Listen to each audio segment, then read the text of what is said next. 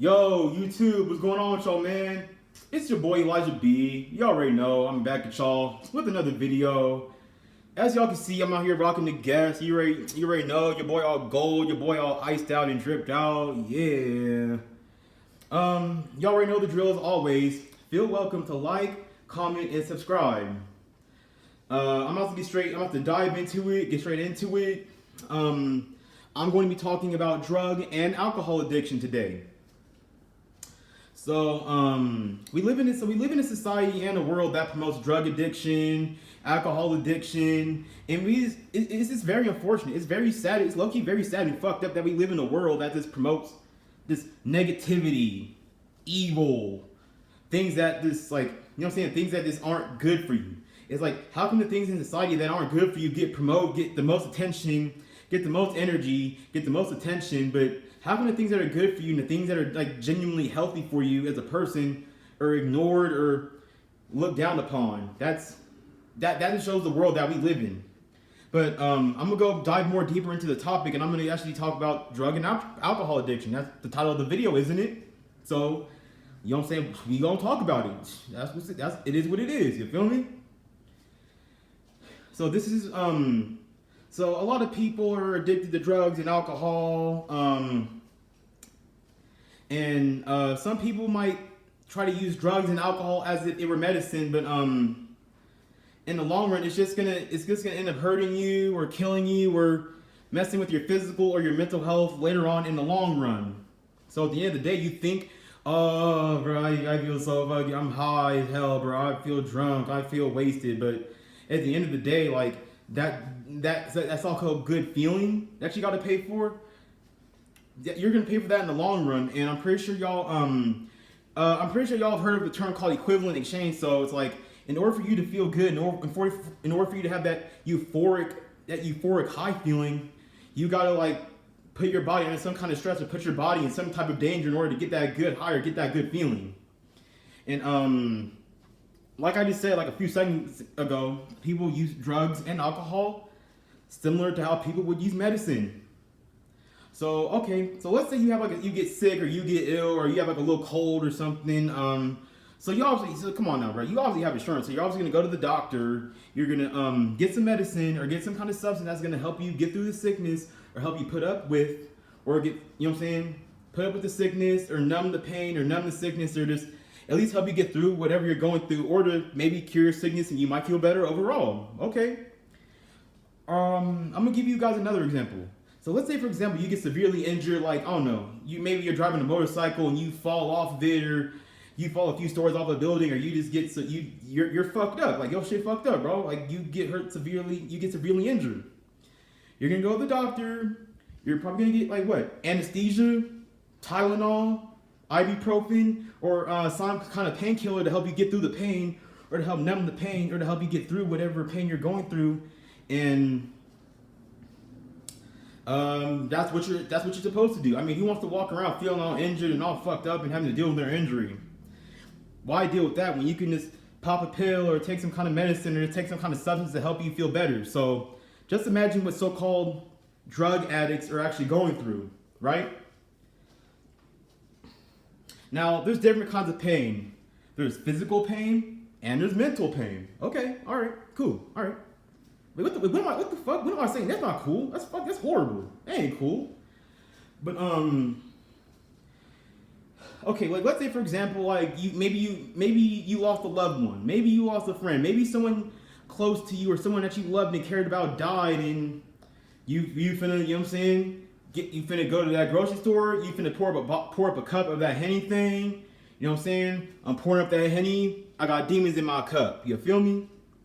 But you might drink yourself. You might get drunk to help you deal with that problem that you're going through. You might get high. You might smoke, or you might have to shoot up, or you might have to take some kind of, or sniff, or snort, or take some kind of substance to help you get through whatever pain or whatever struggle that you're going through, whether it's mentally or whether it's physically. Now, I mean, think about it.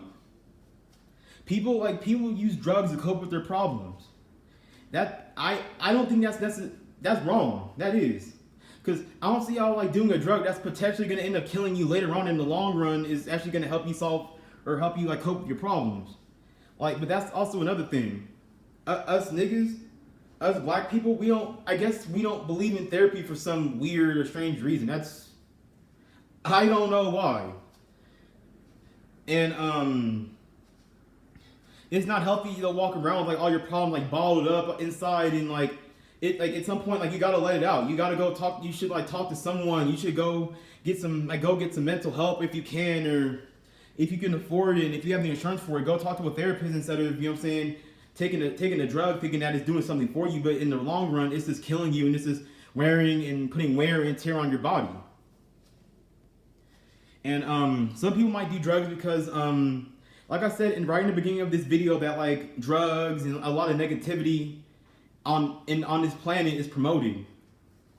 So maybe some people do drugs to fit in. Some people want to be seen. Some people want to be seen as cool. Some people just get influenced to a point where they're like, you know what? I see a lot of people do it. They seem to be fun. So why can't I do it? It's kind of like a monkey see, monkey do kind of situation. Like, I'm gonna tell y'all a quick story real quick. So my drug of choice is weed. All I do is weed, and that's it. Now, the reason that I started smoking weed or getting into weed is because back in my high school days, so I went to Berkeley High School in Berkeley, California, and it was like, I think it was like my junior year of high school. And so I wanted to fit in with my peers. I wanted to be seen. I wanted to be heard. I wanted to be a part of the crowd. I was, I was trying to kick it with the gang and all that shit. So I started smoking, and I thought that smoking would be my ticket, or it would help me, it would be my way out of feeling invisible, being ignored, rejected, and just, being looked at like a nerd or a sucker. So I thought that smoking weed would make me cool, but I mean, like, I guess in a way you could say I got what I wanted, but at the end of the day, smoking weed has caused me a lot of problems. I've been beaten, jumped, robbed. I think I damn near got stabbed. I think I almost got set up and shot over weed. And this is why, like, you see like a lot of dispensaries around nowadays, because you don't have, because no one feels like dealing with these sketchy ass drug dealers, dealing with these sketchy ass people who might try to like rob you, or they might take your money and run off with it, or they'll short the hell out of you. And that's why you don't see a lot of you don't see a lot of people walking around the streets selling weed no more. That's the blunt and honest truth about it. If you know what I'm saying, you want to keep it 100, you want to keep it a stack, like some pancakes. You know what I'm saying? But I'm gonna get back into drugs and alcohol addiction. So some people have to like numb their pain with drugs and alcohol, and maybe these so-called drug addicts, you don't know what they're going through. You don't know what kind of pain they're going through. There's plenty of people out here who go through so much, so often, and damn near all the time, that they feel the need to. They gotta be high all the time. They gotta be drunk all the time. They always gotta be on some kind of substance just to get by, or just to do certain things and all that. And that's not healthy. It's not healthy. And it's actually sad that a lot of people die from drug overdoses. And another reason that you don't see street dealers is because sometimes I listen to like rap music and all that, and they'll be like, instead of giving lean, I gave his ass tussin'. Like, you basically, like, someone fucking, like, these street dealers, they don't give a fuck about you. Like, some of these people die from drug overdoses, or they die from taking the wrong drugs, because these street dealers, they're just trying to make a quick buck. They don't give a fuck about y'all. So for all y'all niggas that think that these street dealers, these little niggas that used to walk around back in the day, before like, I guess like 2020, before COVID or quarantine started, they don't give a fuck about y'all. People die from drugs because of that shit. These niggas don't give a fuck about y'all. It's like they'll try to like shake your hand and try to pretend like they're your friend, but in reality, them niggas don't give a shit about your ass. They trying to speak, like, you know what I'm saying, skirt. They trying to skirt off on your dumb ass. You know what I'm saying? They speed race into the bag. They don't give a fuck about whose life is involved. They don't give a fuck who gets hurt or who dies, or as long as you get the bag and as long as you get what you want, then they don't give a fuck about you. But this is why there's a lot of dispensaries and all that, and like all the hard drugs like coke, meth, Molly, I don't know, PCP, LSD, crack, salvia. That's why that shit is sold on the streets. Weed is the only so-called drug that's sold in a dispensary. The dispensary, at least they somewhat care about you enough. At least they care about you to a certain extent. I'm not saying like they love you and they care about you and like you're their loyal customer or nothing, but at least they care about you, like, you know what I'm saying, to a certain extent. But yeah, you don't know what some people are going through. You don't know how much pain people are going through. Some people might be going through so much that people gotta do drugs every day. Some people, you gotta be high, intoxicated, drunk. That's not a healthy way to live. That's not a healthy way for people to cope with and to deal with their problems. But with the way the world is, and with all the evil and negativity in the world that's promoted, unfortunately, that's the way it is. This is why like people like kids or people who grow up in these bad environments, they get turned on to drugs. Oh, I heard, oh, this nigga raps about it. He's cool, or he's seen as cool, even though in reality he's really not that cool of a person. Or maybe I've seen these cool people do it. So you know what? I'm gonna do drugs because this nigga did it. I'm gonna do this because that nigga did it. We live in a world where people are followers, and if we think about it, like, remember, has anyone ever heard the phrase, "Don't be a follower, be a leader"? But in a way, if you think about it, everybody follows somebody.